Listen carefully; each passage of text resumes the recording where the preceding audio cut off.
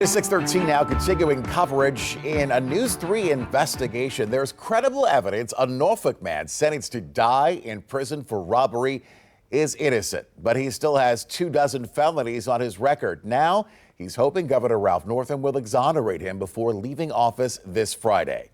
News 3 broke the story about the Messiah Johnson case. Governor Terry McAuliffe granted him a conditional pardon 4 years ago, citing evidence that Johnson was wrongfully arrested, convicted, and sentenced to die in prison for a beauty salon robbery in Norfolk. Johnson had already served 20 years of a 130-year-long prison sentence when he was let out of prison in 2018. Now, Johnson tells me while he is grateful to be free, the felony record still hanging over his head makes it hard to be completely free. My investigation is a story you will only see on News 3. We're all still elated, and it's still kind of surreal that I'm home. You can see Messiah Johnson's joy sitting in the kitchen of a home he purchased a few months ago. This year, Thanksgiving was my first year as a homeowner. But his journey to homeownership happened a lot sooner than he planned.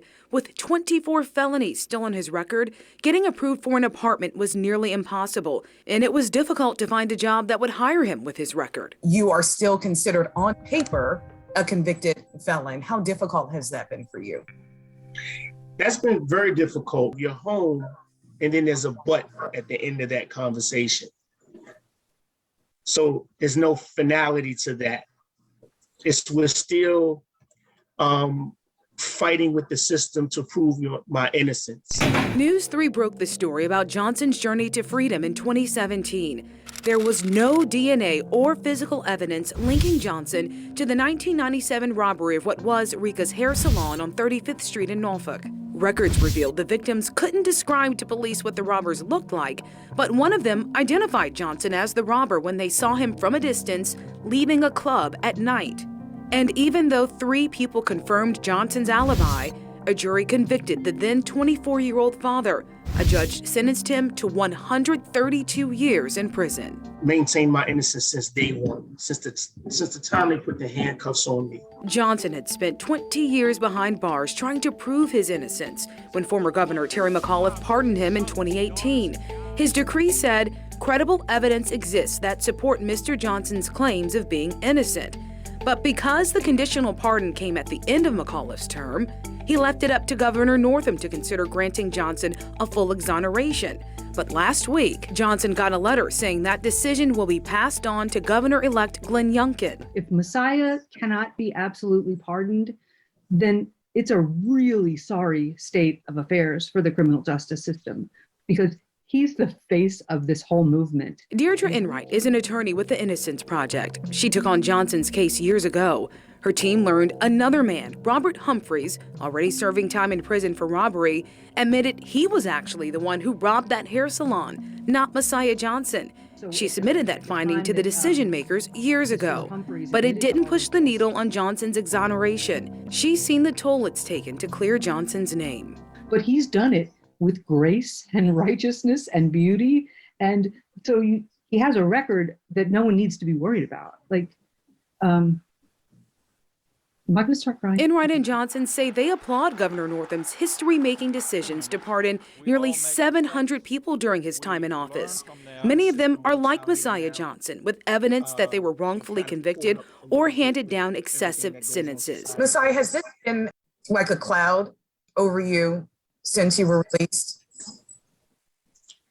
It has. Despite the cloud, Johnson has made his own sunshine, getting engaged and starting his own trucking business. He hopes the next chapter will clear his name. Having my own business, my family having me back, my community having me back. The last thing to make this complete is to fully exonerate me. Now, I did reach out to the governor's office and the Secretary of the Commonwealth about Johnson's case, but we haven't heard back yet.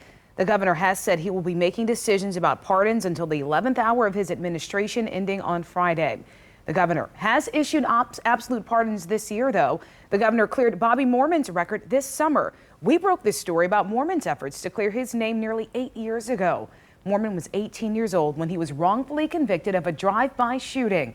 Our investigation revealed another man admitted at the trial he was the actual shooter. but a judge still allowed the case against Mormon to move forward, sentencing the teenager to nearly 50 years in prison. Mormon served nearly 18 years of his time before the parole board set him free years ago. This summer, Governor Northam granted him an absolute pardon, meaning he's no longer considered a convicted felon. Another man who has maintained his innocence since 2018, also given an absolute pardon. Portsmouth City Council member Mark Whitaker was convicted on 3 counts of forgery back in 2018. A judge ruled he would not have to serve time in prison, but he would face fines and 3 felony convictions. According to a letter from Governor Northam, Whitaker's attorney submitted a petition for clemency seeking a pardon. The call was answered as Governor Northam granted that absolute pardon for Whitaker. 6:19, we're back right after this on News 3 This Morning.